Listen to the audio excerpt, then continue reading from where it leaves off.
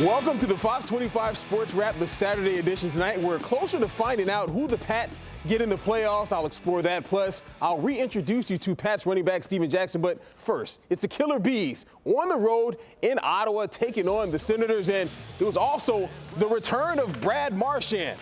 Yes, Big Brad was back at it, but the Senators jumped on the Bruins quickly in this one. Micah Zibanejad gets the goal. So 1-0, the Senators were up, but the black and gold tied things quickly in the second period. David Pastrnak, just his third goal of the season. The game would go into overtime, so the Bees get a point because they don't get the win. Mark Stone, he makes sure of that. The Bruins lose this thing 2-1 in overtime, but it wasn't a horrible night. I guess you could always take the positives, and today we got a point on the road. Definitely, if you look at who deserved to win more, I think they did. So I guess, we'll take it and move on New York next, so get to play a lot better. Well, it's a game that'll determine which team gets to travel to Foxborough Saturday to absorb a butt kicking. The Steelers at the Bengals minus starting quarterback Andy Dalton. And right now, the Steelers are winning the battle of the defenses. Interesting because the steel curtain has been more of a wire screen this season. So Cincy under Marvin Lewis looks like they'll fall to 0-7 in the playoffs. 15-0, and that game is in the third quarter. Now, the Chiefs and the Texans. The game started with a bang in this one. First play of the night, Nile Davis causing Texan fans to cry him a river. 106 yards, untouched. The second longest TD run in postseason off of a kickoff. 7-0, the Chiefs were up quickly. Then it was Brian Hoyer's chance to kill the Texans' hopes and dreams. Hoyer loses a fumble and throws 3 interceptions before the half. As the Chiefs were up 13-0 going into the break. Third quarter, Alex Smith, he hits Chris Connolly. The first offensive touchdown of the night for the Chiefs, 20-0 at that point. Hoyer would add another interception. Kansas City adds another touchdown and a field goal, and KC wins this thing 30-0. The franchise's first playoff win in 22 years. Plus, KC extends its winning streak to 11 games. So, with KC beating the Texans, it's either going to be Cincinnati or Kansas City.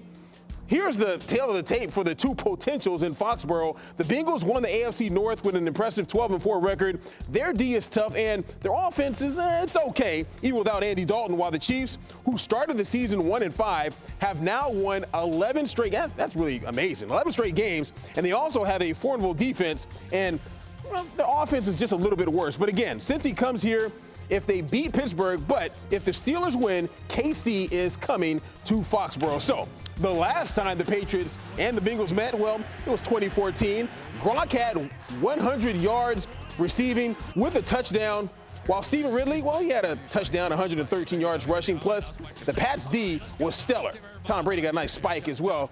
That D forced 3 fumbles, and that was pretty good. But the Patriots, in the last time they played the Chiefs, sorry, folks, I have to bring this up. It was in Kansas City, and it was all bad. It was week 4 of 2014. The Patriots lost 41-14. It was a game that caused many around here to question whether or not Tom Brady was still an elite quarterback.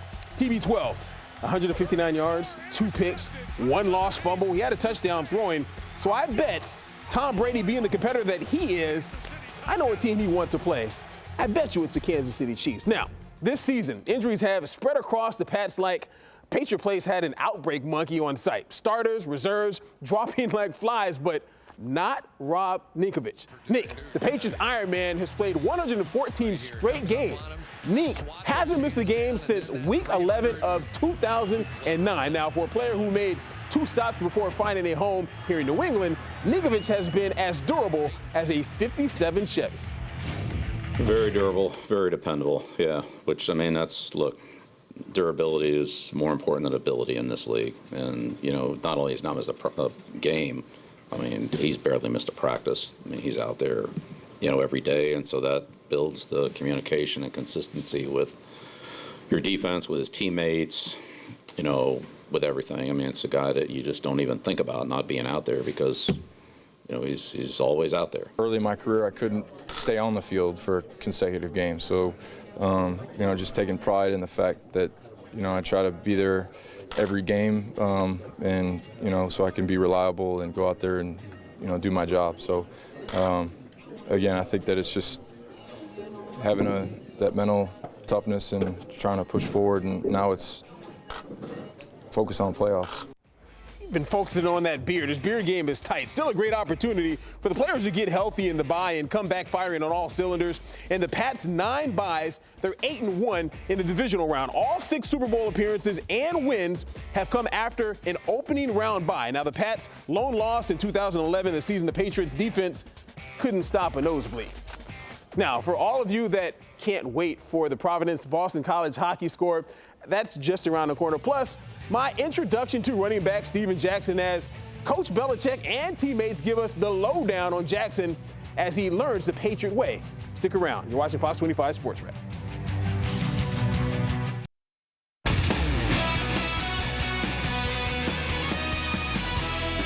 Welcome back. College hockey, Providence and BC. The Friars looking to bounce back from last night's drubbing at Boston College. And, well, it was a 4-4 tie. Both teams remain with 1 loss. Jerry York, he's no closer to 1,000 wins after tonight. Now, at one point in time, Patriots running back Steven Jackson was the best in the NFL at his position. It was around that time that his Rams teams really stunk, and Bill Belichick was a fan from afar. Jackson, who's now learning the Patriot way, is enjoying it because his teammates are making it easy. They've done a good job. You know, both guys are very smart. They understand their responsibilities in the offense and the protection. And anytime I have a question, more times than not, I go ask them. You know, they actually get to see the game. They get to see the reaction of the defense. So it's a little helpful when you can talk the same language as running backs. He came in late in the season, so there's a lot of things on his plate trying to learn the offense. So, I mean, we just try to give him little tips here and there and not try to throw too much at him, make him think too much when he's out there. So, I mean, I think the coaching staff and us, we just try and do whatever we can to make it simple for him. He's great to coach. Yeah, I mean, works hard. He's, you would think he was a rookie. I mean, he's just trying to soak everything in. Understand everything as well as he can. He practices hard. He, runs scout team, does the things he needs to do to improve and to work on. Honestly, things he hasn't been able to do, in months when he was, working out but not playing football. It's been great. He's got a great attitude. And he's picked things up well, and it's gotten better really literally every day he walks off the field. It's everything I thought it would be. True field leader. He has a great pulse of the team, know how to motivate guys, and you understand why they win around here.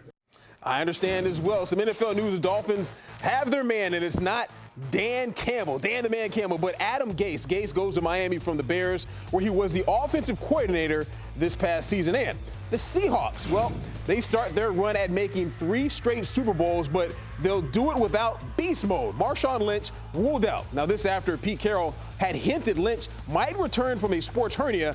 Many believe there's trouble in paradise between Lynch and the Seahawks. And Alex Ovechkin reached a milestone of sorts tonight. Ovechkin got number 499 on a sick goal. Really sick, huh? Plus, it was a game winner, his second of the day.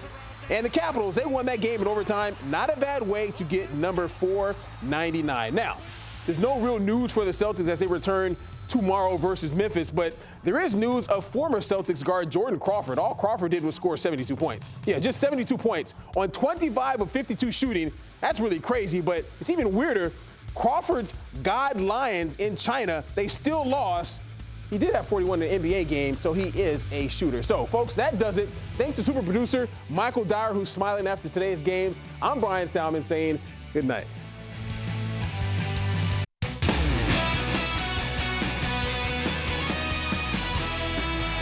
Well, Saturday and Sunday are what we football fans live for. It's the NFL playoffs. Now, I can't wait to just stuff my face and watch some games. It's something Patriots players have the opportunity to do since they have a bye. And that's sweet.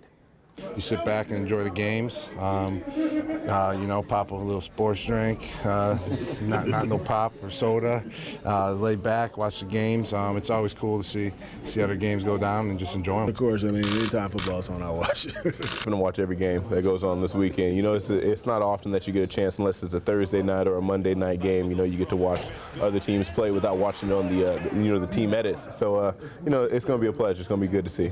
Well, the Bruins enjoy more than frequent flyer miles as the team really plays better on the road than in the comfy confines of the Garden. The black and gold losers of 2 straight and 5 of 6, looking to get back on track tonight. The Bruins and the New Jersey Devils, the Bees, well, they would get out of the gate pretty quickly. This was just a couple minutes into this thing. Frank Vetrano the local kid, his 6th of the season. This game had a little bit of everything, some hand-to-hand combat.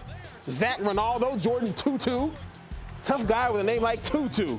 After the Devils close the gap to 2-1, the Bees on the power play. They get one from Dorchester's Jimmy Hayes off the redirection, 3-1, and that's nice, but that's even better. Colin Miller showing off. The Bees start the 5-game roadie off with a 4-1 win over Jersey. Now, folks, it's always a big one when BC and PC battle it out on the ice, especially for a PC crazy Ock. But for the Eagles fans and their head coach, they're excited about it as well. Jerry York looking to inch even closer to 1,000 wins tonight, and it's game number 1 of a 2-game series with the Friars and the Eagles in this one. Early in the second period, look away, Ock. Eagles up 2-1. Make that 3-1. Yeah, that's Colin White smacking that thing in for a goal. The Friars, though, showing some life. Look at this puck work. Ock says he used to do a little something like that on ice back in the day. The Friars are trailing 4-2, but there's too much White in this one. The Eagles score again, and it's White again, and it's his 3rd. That's a hat trick, folks. So Eagles win this thing. It's a football score, 7-3. The players get a chance to watch the game on TV, and no practice today. Bill Belichick took his guys bowling. We all love bowling. You're like a, what, 150 bowler? Something like that. Mm-hmm. 300 for me. Of course. That's why I didn't even ask you. Tom Brady quickly limped out of the post-game press conference after absorbing a ton of hits versus the Miami Dolphins. Brady just 12 for 21 for 134 yards, no touchdowns. And after this game, the underlining theme by Brady, Belichick, and the Patriots was the team has a lot of work to do. Got a lot of work to do before our next game, so that's what we'll do. We'll get back at it. We got a lot of work, and we got to get to it. We got plenty to work on. Miami played well today. They were the better team out there today. They played hard.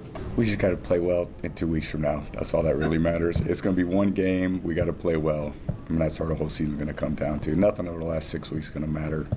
Nothing over the last 16 weeks is going to matter. What's going to matter is how well we play in 2 weeks. That's what's going to matter. So we got to try to play as well as we can.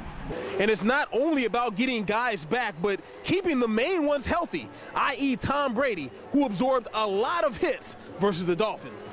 You never want to see 12 get hit or 12 have an injury. It's so important for a football team. And I'm pretty sore. Yeah, but we're all right.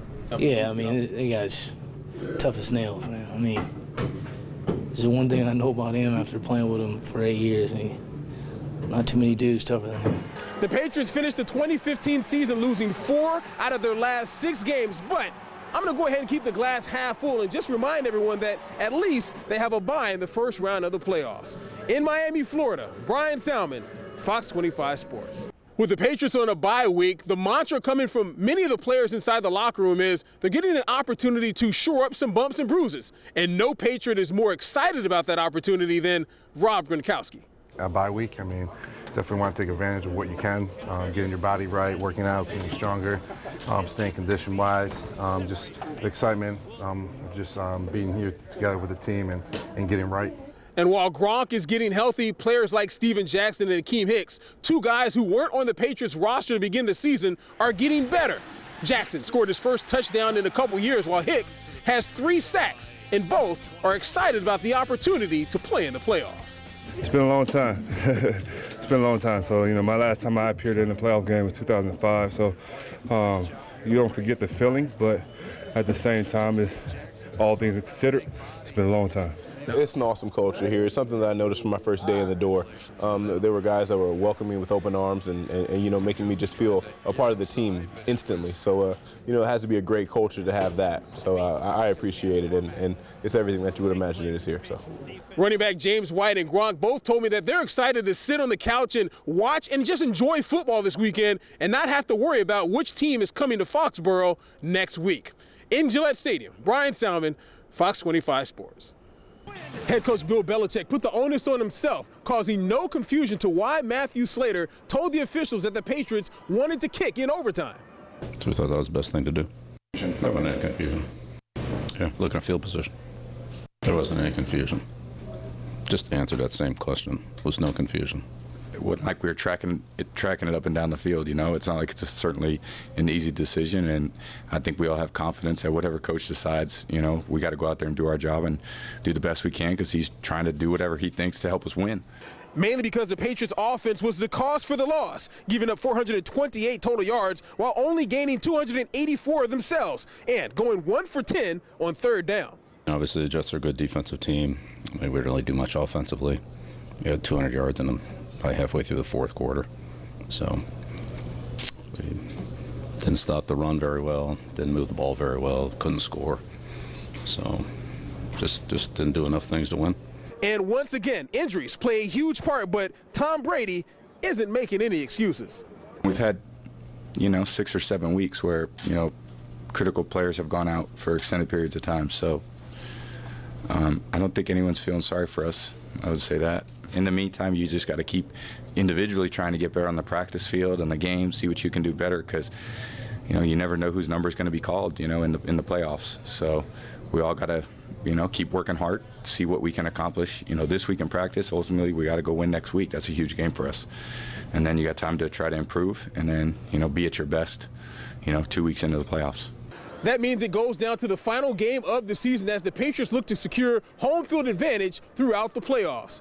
In MetLife Stadium, Bryan Salmond, Fox 25 Sports. Welcome inside of Gillette Stadium, not for football, but of course for some hockey. The Winter Classic is due to go off tomorrow, but tonight they have the alumni game. So I walked around the stadium, caught up with some of the fans to find out, one, what they thought of the setup with the ice out there in the field, and two, which player they were more excited to see play tonight. Some of the answers might surprise you. Beautiful sight. I've been to a lot of Pats games here, but this is beautiful. I love it.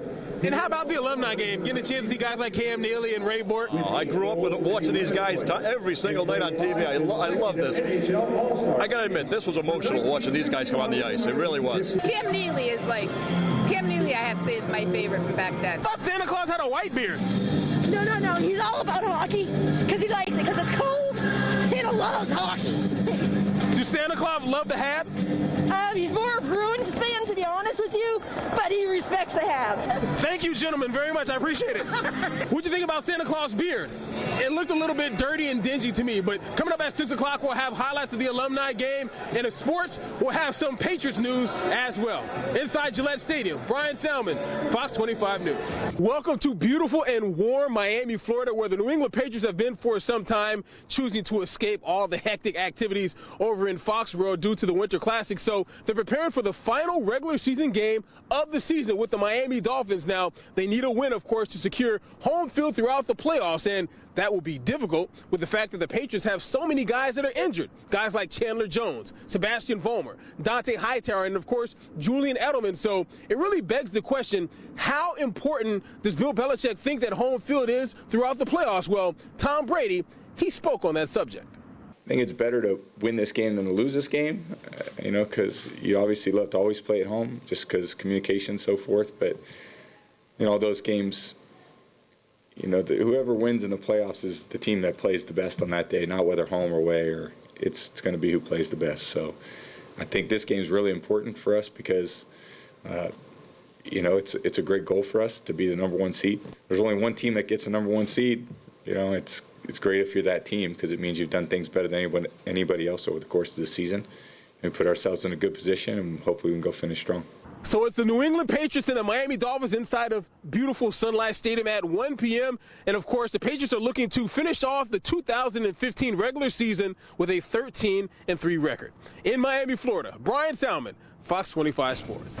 Much was made of the two Patriots players that missed practice on Friday. Tom Brady, who was out with an illness, played well. He had 2 touchdown passes, while Rob Gronkowski played with a heavy heart, scoring the first touchdown of the game and dedicated his performance to his fallen friend, Dana. My good friend Pal, who loved the game of football. Loved being at all my games. Always had my back. Definitely dedicated that touchdown to him. And pulling it up, I know he was up there watching. And just definitely made that score for him. And I know he was going crazy knowing that it was dedicated to him. Entering the game, there was a lot of talk about the scarce backfield of the Patriots. Well, James White dispelled all that talk, playing very well. 71 yards receiving, 7 receptions, a touchdown. Enough said. Yeah, he's gained a lot of trust from everybody just based on his performance, his consistency. He had that long run that got called back, but that was a great play. So he's just been making plays for us, and the touchdown run on the screen. From what I saw, there wasn't much there, and then he was so patient to see things open up, and then took advantage when the hole finally did open, accelerated through there and got in the end zone. So he's been really productive in that role. All of them help us, Joey and Brandon, James. So that's what we need. Going to need guys to do different things. Same thing with the receivers, same thing with the tight ends. So we have confidence in all those guys. Sometimes it's different combinations or different roles, but all of them work hard, and the backs, they gave us some good plays today. I just whatever they want me to do to help out, to contribute, I just do my job. Whatever they want me to do, just go with it.